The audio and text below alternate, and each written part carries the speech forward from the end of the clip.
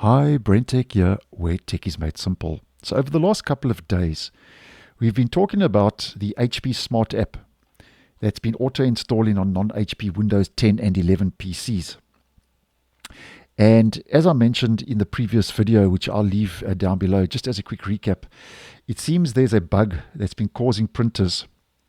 If you have any printers installed, if you head over to your printers and scanners page in Windows, these printers are being renamed and listed as HP printers. So Windows has been installing the HP Smart app because Windows thinks you have a supported printer on your system. So that's the long and the short of this whole saga we've been following for a couple of days on the channel. Now there's a little bit more info that's now surfaced, where, as I've mentioned previously, Microsoft had confirmed the issue, but they have now since updated their known issues health dashboard page for this problem, where they have said now that basically it's not HP's fault. And they've said, and I'm quoting, "Our investigations indicate that this issue is not caused by an HP update." So clearly there they are not putting the blame on HP for the Smart app being auto-installed on Windows 10 and Windows 11 devices, even if they are not HP devices.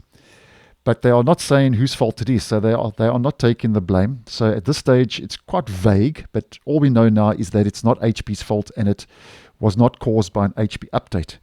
Microsoft carries on to say, they say, in most cases, it should be possible to use the printer as expected, including queuing printing jobs as well as other features such as copy, scan, or fax.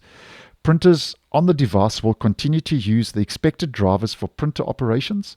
They mention also, though, however, this issue might affect associations with other manufacturers' supplied printer apps used to extend basic printer capabilities. If this is the case, some or all of those extended functions might not work. And that's the updated paragraph now over on their known issues health dashboard page. They also say that as the symptoms are related to the automatic installation of the HP Smart app, Windows devices which do not have access to the Microsoft Store are not expected to be affected by this issue. So just take note of that. If you're not given your computer access to the Microsoft Store, then this auto installation of the HP Smart app will not take place. Now, as mentioned, Microsoft has said that HP is not to blame, but they are still investigating this issue. So it'll be interesting to see at the end of the day where this problem is actually lying. And obviously I'll keep you posted and in the loop.